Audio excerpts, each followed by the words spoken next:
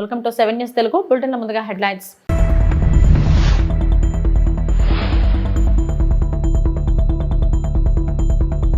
కేంద్ర ప్రభుత్వానికి ఇవాల్టితో 11 ఏళ్లు పూర్తి.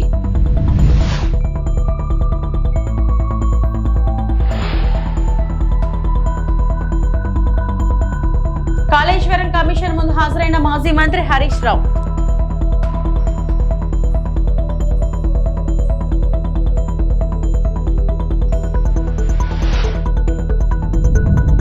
మహిళలపై చేసిన వ్యాఖ్యలపై కొమ్మినేని అరెస్ట్.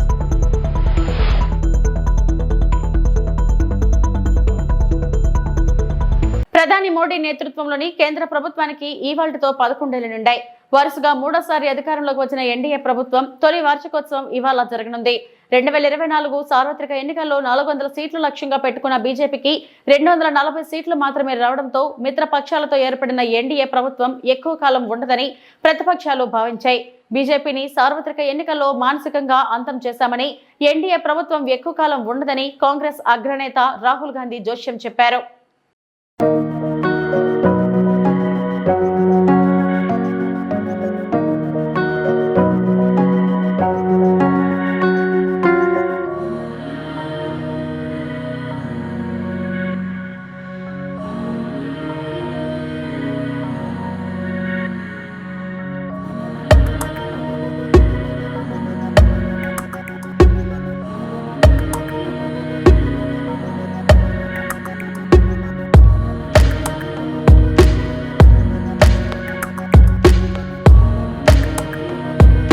హైదరాబాద్ లో కొమ్మినేని శ్రీనివాసరావు అరెస్ట్. హైదరాబాద్ లోని జర్నలిస్ట్ కాలనీలో కొమ్మినేని ఇంటికెళ్లిన పోలీసులు, హైదరాబాద్ లో అరెస్టు చేసి ఏపీకి తీసుకొస్తున్న గుంటూరు పోలీసులు. కొమ్మినేని శ్రీనివాసరావుపై గుంటూరు జిల్లా తుళ్లూరు పిఎస్ లో కేసు నమోదు. రాజధాని రైతులు మహిళల ఫిర్యాదుతో కేసు నమోదు చేసిన పోలీసులు. రాష్ట్ర మాదిగ కార్పొరేషన్ డైరెక్టర్ కంబంపాటి శిరీష ఫిర్యాదు మేరకు కేసు నమోదు. రాజధాని మహిళలపై అసభ్య వ్యాఖ్యలపై కేసు నమోదు. జర్నలిస్ట్ కృష్ణంరాజు, కొమ్మినేనితో పాటు సాక్షి యాజమాన్యం పైన కేసు. ఎస్సీ ఎస్టీ అట్రాసిటీ ఇతర సెక్షన్ల కింద కేసు నమోదు చేసిన పోలీసులు. సాక్షి ఛానల్లో చర్చ సందర్భంగా అసభ్య వ్యాఖ్యలు చేసిన కృష్ణంరాజు. అమరావతి వేశ్యల రాజధాని అని కొమ్మినేని శ్రీనివాసరావు చర్చలో వ్యాఖ్యలు. చంద్రబాబు గారు పోలీసు రాజ్యాన్ని నడపాలని రెడ్ బుక్ రాజ్యాంగం నడుస్తుంది. 50 సంవత్సరాల జర్నలిస్ట్ ఇంత అన్యాయం తీసుకెళ్తున్నారు. ఊహించలా ఈ పరిణామం ఊహించలా.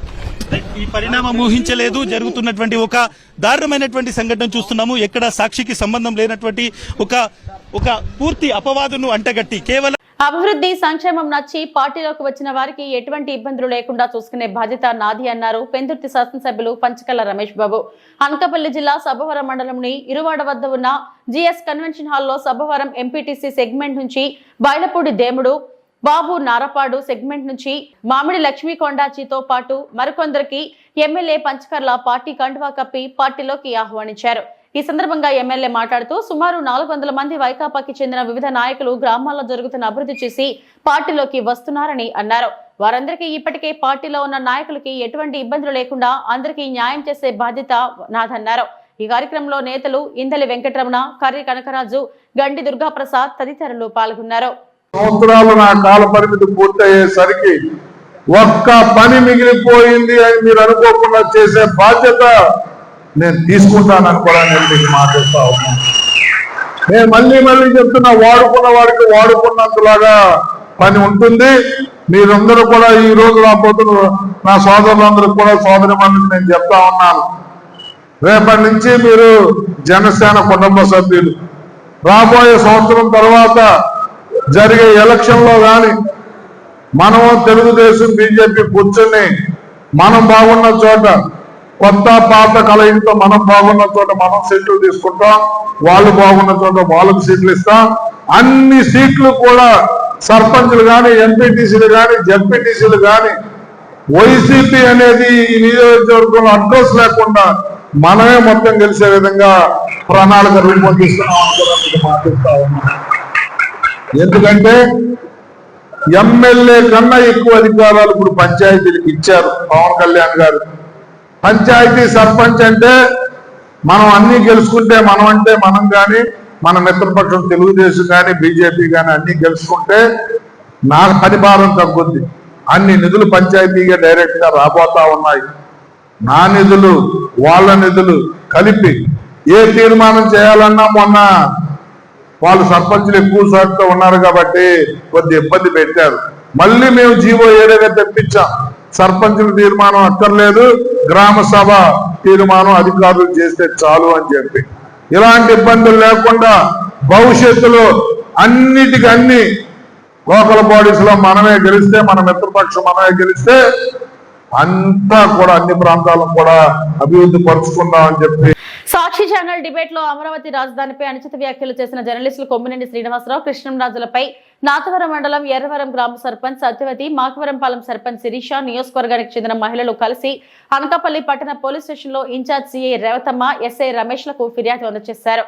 ఈ సందర్భంగా సర్పంచ్ సత్యవతి మాట్లాడుతూ జూన్ 6, 2025న సాక్షి ఛానల్లో నిర్వహించిన డిబేట్ లో పాల్గొన్న కొమ్మినేని శ్రీనివాసరావు మరియు కృష్ణరాజు అమరావతి దేవతలకు రాజధాని కాదు వేశ్యలకు రాజధాని అని చేసిన వ్యాఖ్యలు మమ్మల్ని తీవ్రంగా క్షోభకు గురి చేశాయని అన్నారు. ఆ వ్యాఖ్యల ద్వారా ప్రత్యేకంగా దళిత మహిళలకు లక్ష్యంగా చేసుకుని అవమానించేలా మాట్లాడటం మాతో పాటు సమాజాన్ని కూడా చింతకు లోను చేసింది.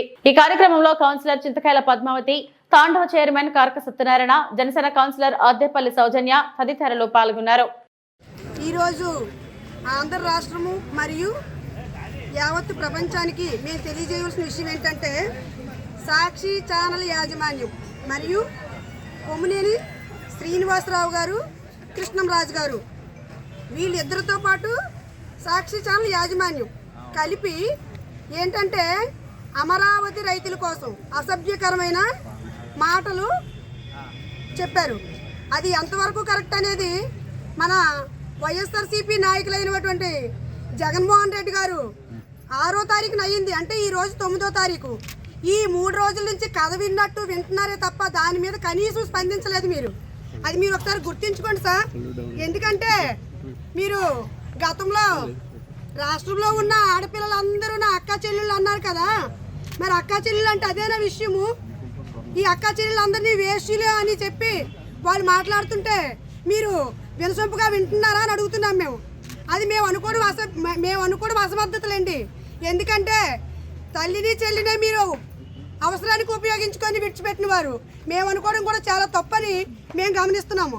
అదే మా నాయకులకు వస్తే భారతీరెడ్డి గారిని చేబ్రోలు కిరణ్ అనే సోషల్ మీడియా కార్యకర్త జస్ట్ ఒక మాట అన్నారో లేదో అని చెప్పి మీరు హంగామా చేసేస్తే దానికి మా గౌరవ ముఖ్యమంత్రి వర్యులైనటువంటి చంద్రబాబు నాయుడు గారు, డిప్యూటీ సీఎం గారు అయినటువంటి పవన్ కళ్యాణ్ గారు వెంటనే స్పందించి పార్టీ నుంచి సస్పెండ్ చేసి ఆయన 5 సంవత్సరాలు కష్టపడ్డారండి. కానీ కనీసం ఆలోచించలేదు. ఆడతల్లులు అంటే నాకు దేవతలతో సమానం అనే ఒక నిబద్ధతతో మా చంద్రబాబు నాయుడు గారు ఆయన్ని వెంటనే సస్పెండ్ చేశారు. ఆయనకి మీకు ఉన్న తేడా ఇదని మేము ఈ సందర్భంగా మరొకసారి చెప్తున్నామండి. ఇంకొక విషయం అండి, అమరావతి నేను గెలిచిన వెంటనే అమరావతి రాజధాని చేస్తానని చెప్పి మీరు 3 రాజధానులు అని చెప్పి గెలిచిన తర్వాత 3 ముక్కలాట చేశారు తప్ప ఏ రోజైనా రాజధాని కోసం మీరు మాట్లాడారని మేము అడుగుతున్నాం. అదేవిధంగా ఈరోజు మేము గెలిచి 1 సంవత్సరం కూడా అవ్వలేదు. అమరావతి కోసం మా నాయకుడు ఎంత పాటు పడుతున్నారనే విషయం మీరు అందరూ గమనించాలి.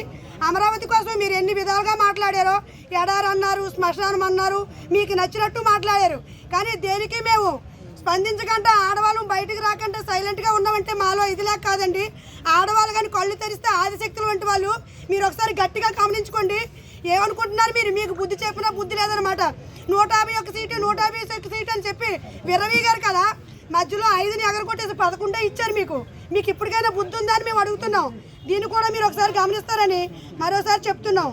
మరొక విషయం అండి, మీ ఛానల్ వాళ్ళందరికీ మేము మనవి చేసుకునేది ఏంటంటే, ఛానల్ అంటే మేము అందరం గౌరవిస్తామండి. నిజంగా చెప్పాలంటే ఏదైనా మీటింగ్లోకి వెళ్ళామంటే పెద్దలతో పాటు మీకు ఒక గౌరవాన్ని అనేది మేము ఇస్తుంటాము. కానీ ఈరోజు ఆ సాక్షి ఛానల్ వాళ్ళు ఏం చేస్తారండి, ఆడవాళ్ళు అసభ్యకరంగా వేష్యులని అడుగుతున్నారు. అంటే మేడం భారతీరెడ్డి గారు మాతో పాటు మీరు కూడా ఆంధ్ర రాష్ట్రంలో ఉన్నారు. మమ్మల్ని అంటే మిమ్మల్ని కూడా అన్నట్టే. అది కూడా మీరు ఒకసారి గమనించండి. మీరు ఆ ఛానల్ని నడుపుతున్నారు, యాజమాన్యం ఉంది, ఒకసారి చెప్పండి. చెప్పి ఇది తప్పు అని చెప్పండి. చెప్పకపోతే పెద్దవాళ్ళతో ఎవరితోనే చెప్పించండి మేడం, అంతే తప్ప ఆడవాళ్ళు అంటుంటే మీరు వినసొంపుగా వినొద్దని చెప్పి ఇంకోసారి మనవి చేసుకుంటున్నాను. అదేవిధంగా మీరు అధికారంలో ఉన్నప్పుడు ఏ రోజైనా రాజధాని కోసం మీరు పాటుపడ్డ రోజే లేదు. కానీ మేము సంవత్సరం వచ్చేటప్పటికి ఇన్ని విధాలుగా ఏ డెవలప్మెంట్ అయినా చూసి మీరు వారు చాలేక అప్పుడు అమరావతిని శ్మశానం అన్నారు, ఈ రోజు రాష్ట్రాన్ని మీరు శ్మశానం చేసేద్దాం అనుకుంటున్నారు. కాబట్టి ఈ కొమ్మినేని శ్రీనివాసరావుకి ఇంకో కాళేశ్వరం ప్రాజెక్టుపై విచారణ కోసం ఏర్పాటైన జస్టిస్ పిసి ఘోష్ కమిషన్ ఎదుట నీటిపారుదల శాఖ మాజీ మంత్రి హరీష్ రావు హాజరయ్యారు. కమిషన్ కు నేతృత్వం వహిస్తున్న జస్టిస్ పిసి ఘోష్ హరీష్ రావును విచారిస్తున్నారు. ఇప్పటికే అన్ని దశల్లో విచారణ పూర్తి చేసిన కమిషన్ ప్రస్తుతం రాజకీయ ప్రముఖులను విచారిస్తుంది. ఇప్పటికే ఆర్థిక శాఖ మాజీ మంత్రి ఈటెల రాజేంద్రను ప్రశ్నించిన విషయం తెలిసిందే. అంతకుముందు కోకాపేటలోని తన నివాసం నుంచి తెలంగాణ భవన్ చేరుకున్న Harish Rao BRS working president KTR, party ముఖ్య నేతలతో భేటీ అయ్యారు. మొన్ననే కాళేశ్వరం ప్రాజెక్టు తెలంగాణకు కల్పతరు అని స్పష్టంగా రాష్ట్ర ప్రజలందరికీ అర్థమయ్యే విధంగా పీపీటీ ప్రజెంటేషన్ కూడా ఇవ్వడం జరిగింది. సరే, రాజకీయ దురుద్దేశంతో కాంగ్రెస్ పార్టీ ఈ కమిషన్ ను ఏర్పాటు చేసిన న్యాయ వ్యవస్థ మీద, రాజ్యాంగం మీద పూర్తి గౌరవము, విశ్వాసం ఉన్నటువంటి పార్టీ బీఆర్ఎస్ పార్టీ. ఈ రోజు జస్టిస్ ఘోష్ కమిషన్ మమ్మల్ని పిలిచింది కనుక ఈ రోజు కమిషన్ ముందుకు వెళ్లి ఇంతకాలం కాంగ్రెస్ పార్టీ చేస్తున్న దుష్ప్రచారాలన్నీ కూడా వివరించి వాస్తవాలన్నింటినీ కమిషన్ కు తెలియజేస్తాం. సో మా దగ్గర ఉన్నటువంటి పూర్తి సమాచారం, అన్ని విషయాలను కూడా కమిషన్ దృష్టికి తీసుకువెళ్తాం. గత కొంతకాలంగా కొంతమంది వ్యక్తులు, కొన్ని పార్టీలు వాళ్ళు ఉద్దేశపూర్వకంగా బీఆర్ఎస్ పార్టీ మీద రాజకీయ కక్షతో బురద జల్లేటువంటి ప్రయత్నం చేస్తా ఉన్నారు. వాస్తవానికి ఒక ప్రభుత్వం విద్వేషంతో కాదు ఆలోచించాల్సింది, వివేకంతో ఆలోచించాలి, విజ్ఞత ప్రదర్శించాలి. కానీ నేడు కాంగ్రెస్ ప్రభుత్వం విద్వేషంతో, రాజకీయ దురుద్దేశంతో మా మీద బురద జల్లాలని ఇవాళ రాష్ట్రానికి అన్యాయం చేస్తున్నారు. ముఖ్యంగా రైతులకు అన్యాయం చేసే ప్రయత్నం చేస్తా ఉన్నారు. నేను ఒకటే కోరుతా ఉన్నా, విజ్ఞత ప్రదర్శించండి, వివేకంతో ఆలోచించండి. ఈ రాజకీయాల కోసం తెలంగాణ రాష్ట్రం యొక్క నీటి హక్కులను కాలరాయొద్దు అని చెప్పి ఈ ప్రభుత్వానికి హితవు పలుకుతా ఉన్నాను. సరే, అంతిమంగా ఎందుకంటే మాకు రాజ్యాంగం మీద, దేవుడి మీద నమ్మకం ఉన్నటువంటి పార్టీ, అంతిమంగా న్యాయం గెలుస్తుంది, ధర్మం నిలబడుతుంది, వాస్తవాలు ప్రజలకు అర్థమవుతాయి. అందువల్ల ఈరోజు కమిషన్ ముందుకు వెళ్తున్నాం. కమిషన్ మమ్మల్ని అడిగిన ప్రతి ప్రశ్నకు పూర్తి స్థాయిలో సమాధానాలన్నీ కూడా చెప్తాం, వాస్తవాలన్నీ కూడా వివరిస్తాం. జూన్ 21న విశాఖ వేదికగా జరగనున్న అంతర్జాతీయ యోగా దినోత్సవ సన్నాహాల్లో భాగంగా పోర్ట్ స్టేడియంలో నిర్వహించిన యోగాంధ్ర వేడుకలు ఉత్సాహంగా సాగాయి. ఈ కార్యక్రమంలో పలువురు వయోవృద్ధులు, విభిన్న ప్రతిభావంతులు, మహిళలు, విద్యార్థులు, యోగా అసోసియేషన్ ప్రతినిధులు, వివిధ విభాగాల అధికారులు భాగస్వాములయ్యారు. యోగా శిక్షకుల సూచనలకు అనుగుణంగా వివిధ ఆసనాలు వేశారు. రెండు కాళ్ళని వెనక్కి ఫోల్డ్ చేయండి. జస్ట్ ఇన్స్ట్రక్షన్స్ ఫాలో అవ్వండి సార్. పాదాల మధ్య గ్యాప్ ఇవ్వండి, పాదాల మధ్య, మోకాళ్ళ మధ్య గ్యాప్ ఇవ్వండి. మీకు కాళ్ళు అందిన వాళ్ళు కాళ్ళను పట్టుకోండి, అందని వాళ్ళు చేతుల్లో గోర్లు పుషప్ బ్యాక్ మ్యాక్సిమం. ఆ చెస్ట్ గడ్డానికి తగిలే విధంగా మీరు చేయగలిగితే మంచి ఉపయోగం. మనసుని ప్రత్యేకంగా నిలపగలిగే శక్తి, అది ఈ ప్రాణాయామ ప్రాక్టీస్ ద్వారా మీరు గుర్తించదగినంత పెరుగుతుంది.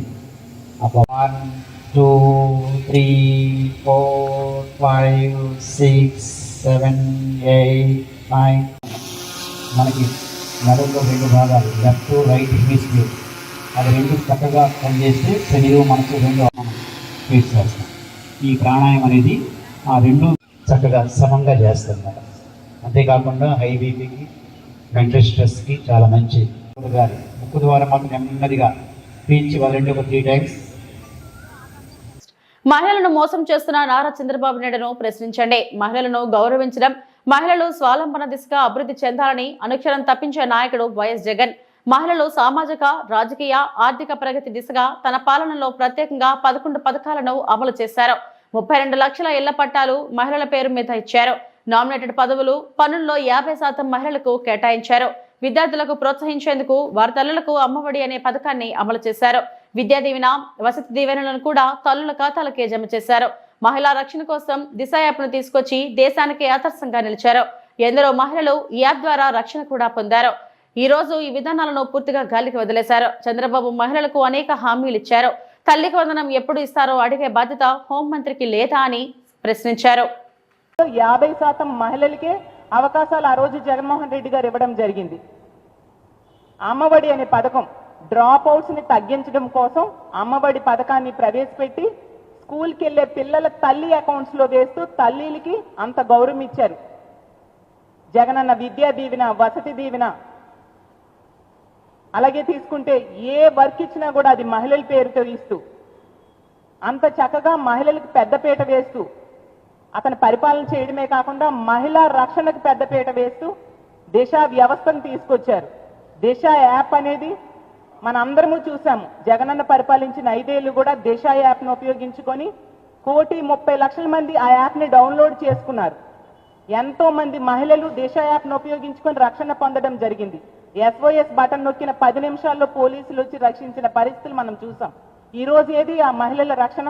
ఈ రోజు మహిళల రక్షణ మీరు గాలికి వదిలేసి ఏదో డిబేట్ లో జరిగిన అంశాన్ని వాళ్ళు క్షమాపణ అడిగాక కూడా ఇలా డైవర్ట్ చేస్తూ, ఇలా వక్రీకరిస్తూ, ఇలాంటి దోషణలు చేయడం ఎంతవరకు సమంజసమని నేను అడుగుతూ ఉన్నాను. ఈ రోజు తీసుకుంటే చంద్రబాబు నాయుడు గారు మహిళలకి ఎన్ని హామీలు ఇచ్చారు?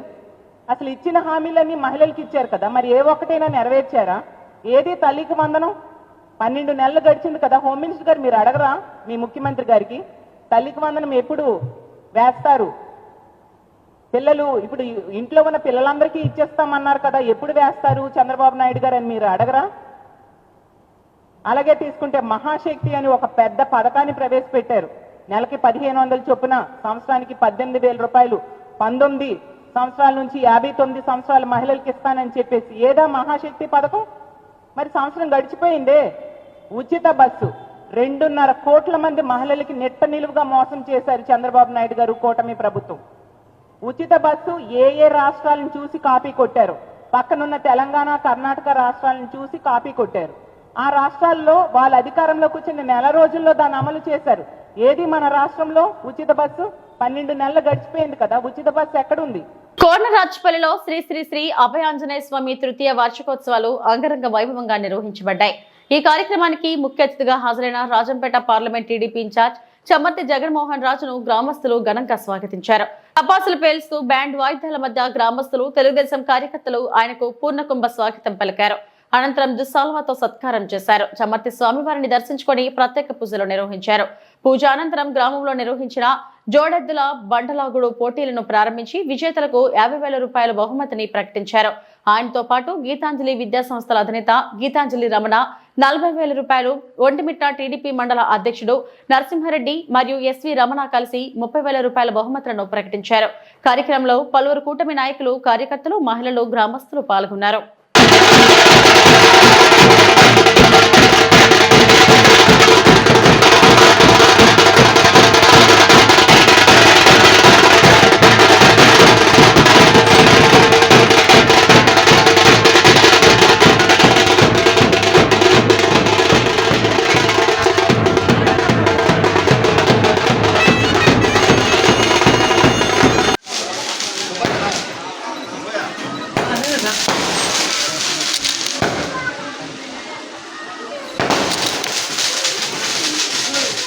అనంతపురం ఎస్పీ కార్యాలయంలో ఉద్రిక్తత. ఇంటర్ విద్యార్థిని తన్మయ్ హత్యపై జరిగిన సంఘాల ఆగ్రహం. తల్లిదండ్రులతో కలిసి గిరిజన బాలిక తన్మయ్ నిరసన. పోలీసులు పనిచేయడం లేదని నినాదాలు. ఎస్పీ కార్యాలయంలో గిరిజన మహిళా సంఘం నాయకులు నిరసన తెలిపారు. మా కూతురిని చంపిన వారిని వదిలిపెట్టవద్దని చంద్రబాబు, లోకేష్, పవన్లకు తన్మయ్ తల్లి విజ్ఞప్తి చేసింది. పోలీసులకు ఫిర్యాదు చేసినా సరిగా పట్టించుకోలేదు. మా అమ్మాయిని ఎంతమంది చంపారో వారిని కఠినంగా శిక్షించాలని తన్మయ్ తల్లి అంటున్నారు.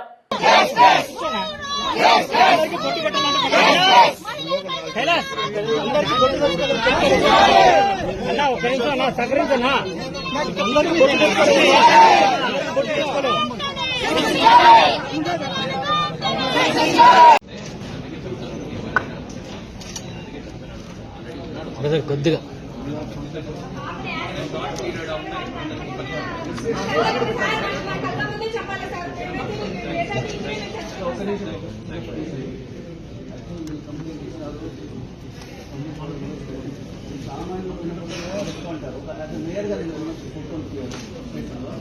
ఎస్ఐ గారు ఫస్ట్ ఫోన్ చేస్తారు. మా పార్టీ వాళ్ళు గౌరవించకపోయినా కూడా అది మేయర్ చేయగానే ఆయన గౌరవించారు. ఎస్ఐ గారు ప్రసాద్ గారు ఆయన ఫోన్ చేసి రమ్మంటాడు. వచ్చినాక లోకల్ ప్రజాప్రతినిధులు అంతా భయపడి పనిచేసుకుంటూ చూస్తారు. చెప్పండి అంతసేపు భోజనం చేసుకుంటున్నా కూడా లాస్ట్ తీసుకోలేదు. మేము కూడా అక్కడ ఉండి ఏఎస్ఐ గారికి కంప్లైంట్ ఇచ్చేవాళ్ళము. ఇంతకు ముందు కూడా 3 కంప్లైంట్స్ ఇవ్వడం జరిగింది. నా ఛాంబర్లో దౌర్జన్యంగా వచ్చి గీడికి నాకు అడిగి చేయడం జరిగింది.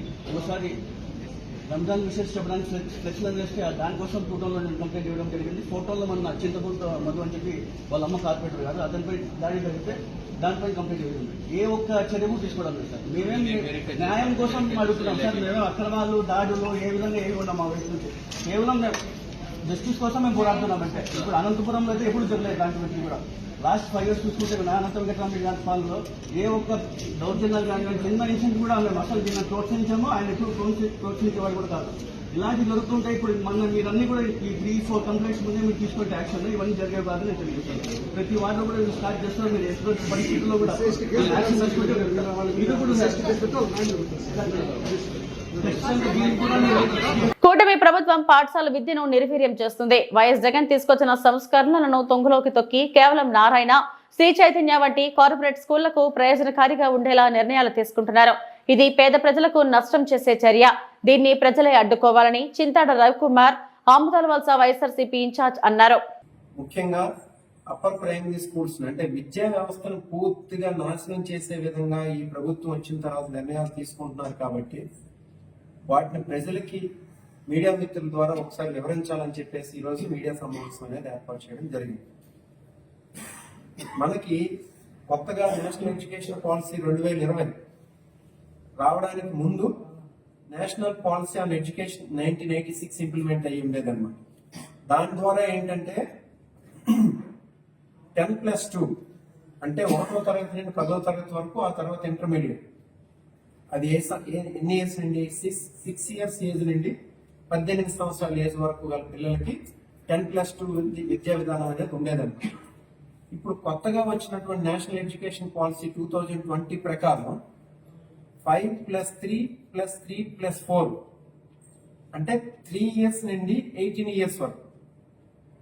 అంటే మొత్తాన్ని ఏదైతే 10 classes ప్లస్ 2 ఇంటర్మీడియట్ ఎలా అయితే ఉండేదో ఇప్పుడు 5+3+3+4 అంటే మొదటి 3 సంవత్సరాలు ఏంటంటే ప్రీ స్కూల్ విత్ అంగన్వాడీ.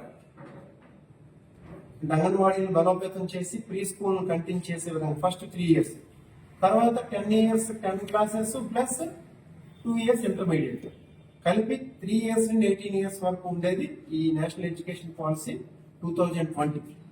దాన్ని మన స్టేట్ గవర్నమెంట్ ఎప్పుడంటే 2023లో జగన్మోహన్ రెడ్డి గారు ఉండేటప్పుడు ఇంప్లిమెంట్ చేశారు. దాన్ని ఏంటంటే దానిలో ముఖ్యంగా ఉండేది ఏంటంటే ఫౌండేషన్ ని, లిటరసీని, న్యూమరసీని ఇంప్రూవ్ చేసే విధంగా, అలాగే స్కూల్స్ నుండి డ్రాప్ అవుట్స్ తగ్గించే విధంగా ఉండేదే కొత్త ఎడ్యుకేషన్ పాలసీ 2020.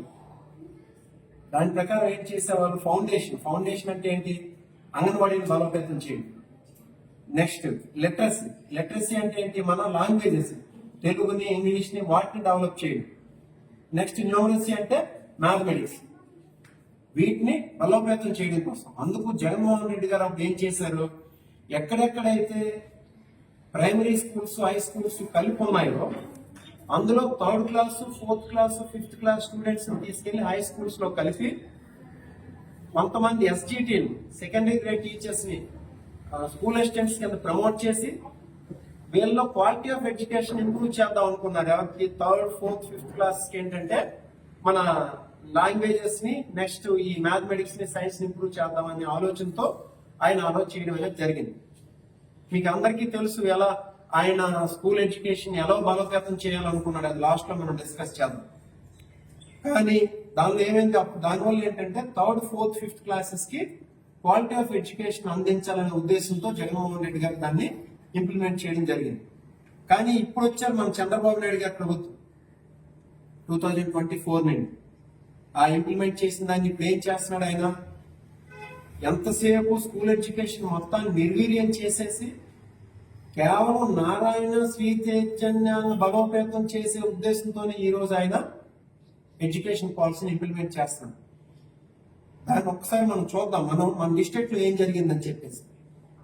మన జిల్లాలో మొత్తం 2290 ప్రైమరీ స్కూల్స్ ఉన్నాయి.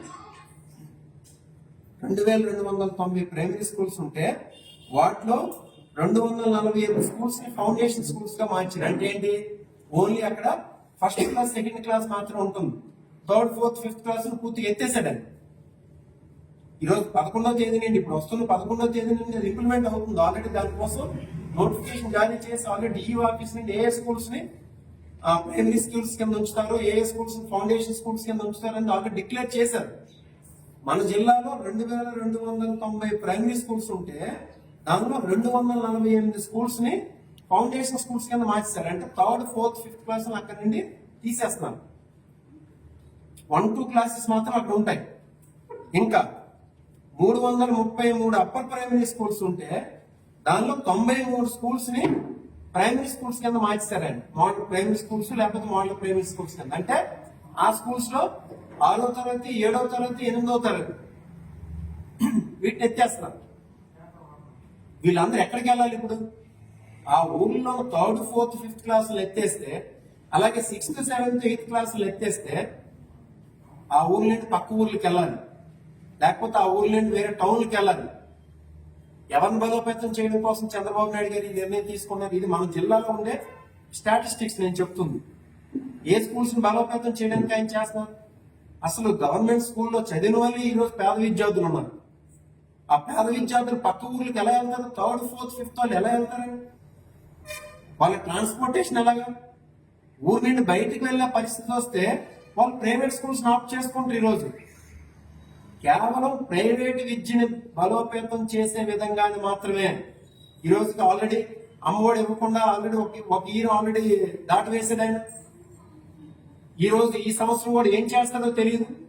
కేవలం అందుకోసమే ఏమైనా ప్రైవేట్ స్కూల్లో ఉన్న వాళ్ళకి ఇవ్వకుండా చేసి గవర్నమెంట్ స్కూల్లో ఉన్న వాళ్ళకి ఇవ్వడం కోసమేనేమో ఇటువంటి రెగ్యులేషన్స్ ఇంప్లిమెంట్ చేస్తున్నాడు ఆయన. ఇది ఖచ్చితంగా ప్రైవేట్ స్కూల్స్ ని బలహీనపరిచే విధానమే తప్పించి బలోపేతం చేసే విధానం కాదు. ప్రైవేట్ స్కూల్స్ ని బలోపేతం చేసి గవర్నమెంట్ స్కూల్స్ ని బలహీనపరిచే విధానమే.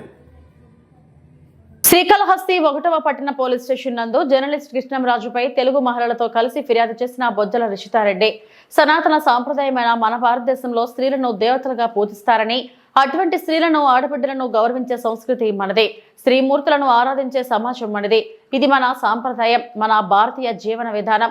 ముఖ్యంగా మన తెలుగు ప్రజల విషయానికి వస్తే ఆడబిడ్డను అమ్మను ఎంతో ఆదరణతో చూస్తాం. అలాంటి మన రాష్ట్రంలో రాజకీయ కక్షతో మీడియా విశ్లేషణల పేరుతో నిస్సిగ్గుగా ఏకంగా మన తల్లులు చెల్లెళ్లపై దారుణ వ్యాఖ్యలు చేయడం క్షమించరాని నేరం. సాక్షి న్యూస్ ఛానల్ నందు ప్రముఖ విశ్లేషకుడు కృష్ణంరాజు కించపరిచే విధంగా మాట్లాడటం తగదని శ్రీకాళహస్తి శాసనసభ్యులు బొజ్జల వెంకట సుధీర్ రెడ్డి సతీమణి బొజ్జల రిషితారెడ్డి తీవ్ర స్థాయిలో మండిపడ్డారు. కార్యక్రమంలో కాంటా రమేష్, కిట్టు బుజ్జి, మీర్జావల్లి, కాదరవల్లి తదితరులు పాల్గొన్నారు.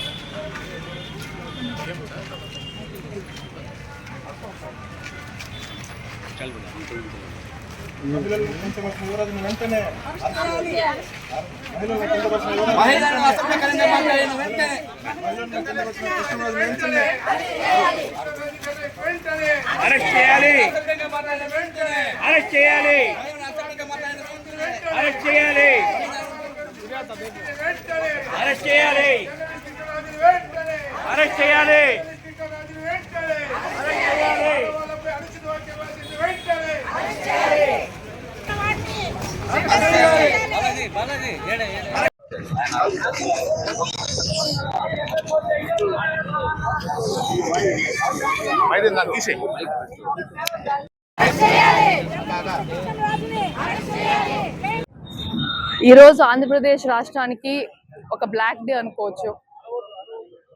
ఒక మహిళలు అని ఆలోచించకుండా చూడకుండా ఒక జర్నలిస్టు ఒక టీవీ ఛానల్ని వెనకబెట్టుకోని విషయం. అమరావతి రైతులు వచ్చి ఉద్యమం చేసిండకపోతే ఈరోజు ఆంధ్రప్రదేశ్ రాష్ట్రానికి అలా ఒక క్యాపిటల్ అనేది ఉండుండదు.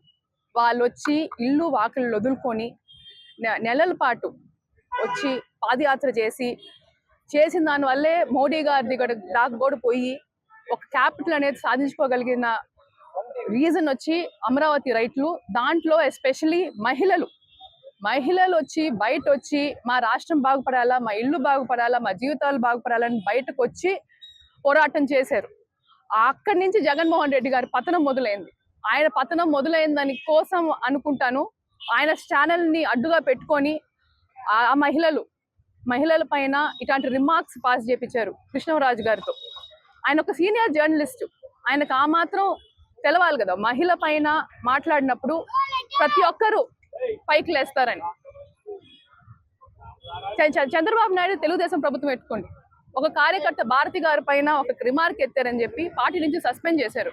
అదే జగన్మోహన్ రెడ్డి సాక్షి అసెంబ్లీలో ఒక మహిళ పైన ఎన్నో రకాలుగా ఆమె పైన చెప్తే గమ్మన్న నవ్వాడు అక్కడి నుంచి. దాన్ని బట్టి ప్రజలందరికీ అర్థమైంది ఏ ప్రభుత్వం ఎట్ట పని చేస్తుంది, ఎలా ముందుకు తీసుకుపోతుంది అని చెప్పి.